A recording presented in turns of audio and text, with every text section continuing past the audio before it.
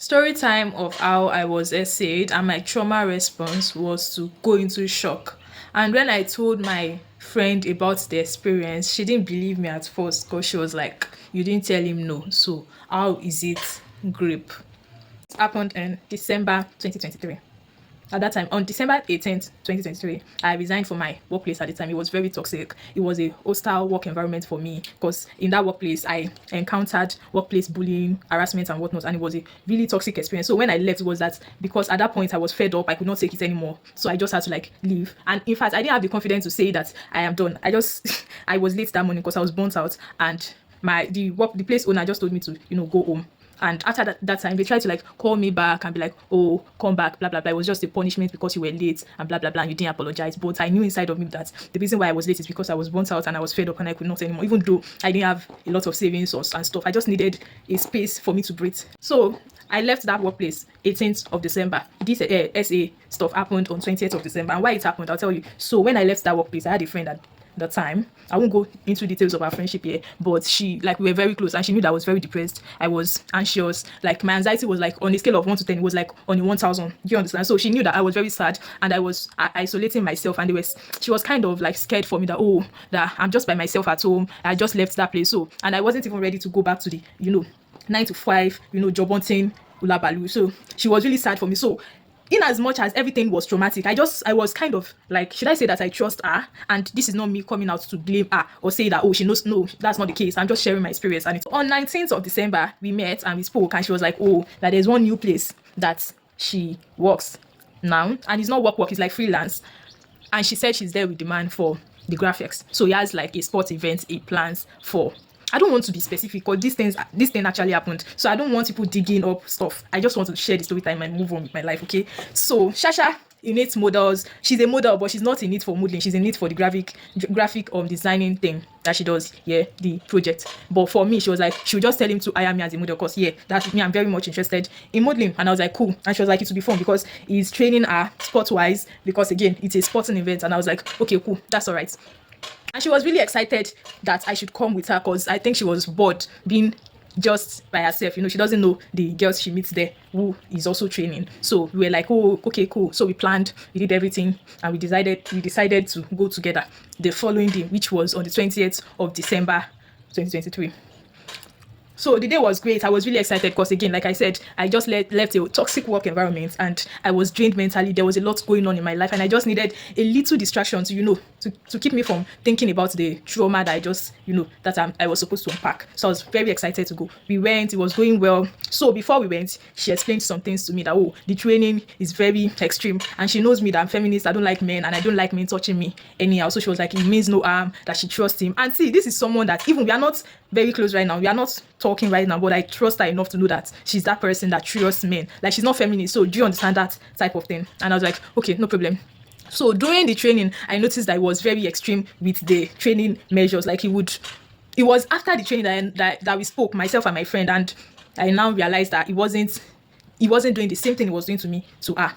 Like, during the training, it would touch me, it would do extreme things, and I thought because she had explained to me that, oh, that's how it is, oh, don't think that that's just how it is. Yeah, so I did not think of it that, oh, this person might be saying me or anything, or might be trying to stimulate my body or whatever. I was just like, it was really irritating, but I just held it on because my friend told me that that's how it works, and I kept quiet. I kept on going on and on and on. He would teach me exercises, tell me to do it on my friend, but he got to a point he had to keep doing stuff on me, and she was there, but she's not an attentive person, or because it's just, I don't know, and I don't want to know for you. I just know that the whole thing was really weird, and it was after that she knew that this thing actually happened, but at first she didn't believe me. Yeah. So he got to a point, he said one of us should come and go and get food for him because one of his friends came around and they were talking, and they were like, oh, meet these girls, they are my friend, they are my staffs, blah blah blah. Oh yeah, one of you should come and go and get food. I'm the visitor, I don't know anywhere around there. My friend knows a bit, she doesn't know a lot about the environment, so she volunteered to go, and he told his friend to take her to go and get food for us. So while they were away, he went extreme with the training, told me to lie down, do this, do that. I don't want to go into detail because it's very traumatic, right? He did all he could, and in the moment, in my mind, I was just there. So I wasn't, because the way we were taught, it was that if someone is coercing you or if someone is trying to rape you, you should say no, you should scream, you should yell out the place. And that was what I was planning in my mind. But all of a sudden, when it started going that far, my friend wasn't there anymore. All I could do was just keep quiet and be frozen. Like, I was just there. I was just there. When it felt like I became a log of wood, and you just move it around and stuff. Up till now, from that point up till now, that's my traumatic experience to SA. Like, I could be going on the road or something and someone touches me, and instead of me to, it takes it would be like some minutes after before I react, oh my god, this person just harassed me. So that was what happened that day. And after it was done, my friend came back, brought food, and she just noticed that I became cold. I wasn't smiling. I looked withdrawn and stuff. And she was like, what's going on? What happened? She kept trying to get my attention. I was just quiet. The man knew what he had done, so he was trying to get me to talk to him. He was like, oh, give me your account number. Where do you stay? Give me your phone number, blah, blah, blah. I didn't want to talk to him. I was irritated. I just wanted to go home and clean myself up. Yeah. So, and my friend also became very suspicious because she was like, what's happening? When you came, you were very excited to be here because you were bored at home. So what's going on? What happened? What do you want? Blah, blah, blah. Even the food she got, I didn't eat it. When we were leaving, he gave her money. He gave me money. I refused. I didn't collect it. So he kept on trying to so that nobody gets to know what he did, but I wasn't having any of it. So my friend, after he escorted us to a point, then he went back. I forgot my key at his place.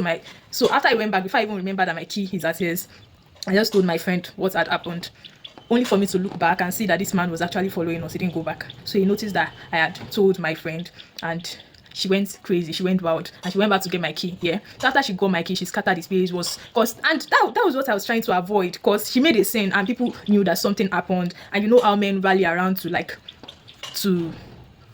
don't know, the male solidarity thing.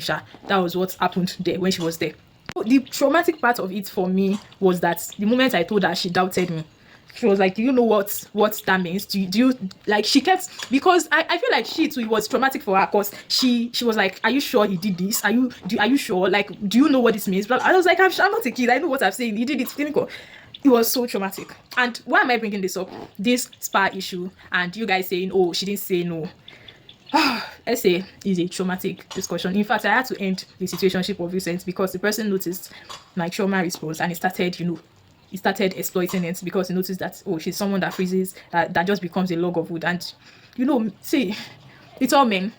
And you know what is paining me in this whole thing is that there are women saying that, oh, she didn't say no, oh shit. We need sex education in schools. It is not rape, it is not SA just because the person said no. If the victim's consent wasn't like verbally present, it is coercion, it is rape, it is sexual assault. So because it is traumatic, I don't know how you guys can get. And coupled with the whole Akpi situation, him acknowledging to raping a teenager.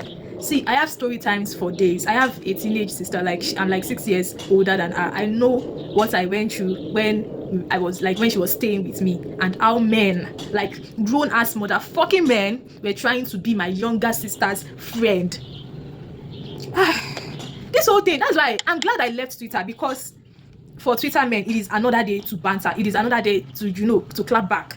But this is my everyday experience. This is my reality as a woman.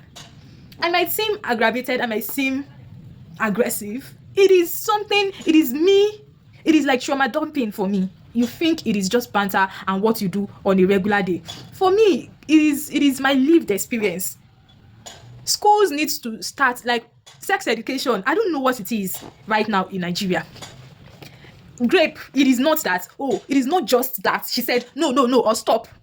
If she did not visibly or verbally say yes to you, it is coercion. It is coercion. Read my fucking lips.